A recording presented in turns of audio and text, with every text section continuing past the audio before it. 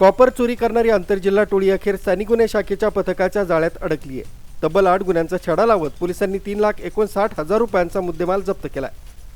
15 September रोजी कर्जत तालुक्यातील राशीन इथं शिवम मशिनरी अँड टूल्स दुकान फोडून 64,000चा कॉपर वायर चोरीला गेला होता। या प्रकरणी कर्जत पोलीस ठाण्यात गुन्हा दाखल करण्यात आला। जिल्ह्यातील वाढत्या कॉपर चोरीच्या घटनांच्या पार्श्वभूमीवर पोलीस अधीक्षक सोमनाथ गारगे यांनी विशेष पथक तयार करण्याचे आदेश दिले। पोलीस निरीक्षक किरण कुमार कबाडी यांच्या मार्गदर्शनाखाली रमेश गांगडे, गणेश लबडे यांच्यासह 12 पोलिसांच्या पथकानं सलग 8 दिवस तपास करून आरोपींचा माग काढला।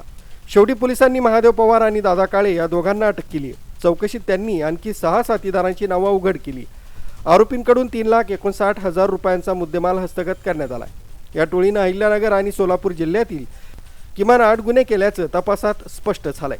त्याचबरोबर मुख्य आरोपी महादेव पवार हा रेकॉर्डवरील असून सोलापूर, सातारा, रायगड, धाराशिव तसंच पुण्यात दरोडे, घरफोड्या आणि चोरीचे तब्बल 13 गुन्हे त्याच्या विरुद्ध दाखल आहेत। या कारवाईमुळे कॉपर चोरीच्या वारंवार होणाऱ्या घटनांना मोठा आळा बसलाय। फरार आरोपींचा शोध पोलिसांकडून सुरू असून पुढील तपास स्थानिक गुन्हे शाखा करीत आहे। कॉपर चोरी करणाऱ्या टोळीला गजाआड करून स्थानिक गुन्हे शाखेनं व्यापाऱ्यांना मोठा दिलासा दिलाय। न्यूज ब्युरो, सक्षम पोलीस टाइम्स, न्यूज 112, कर्जत।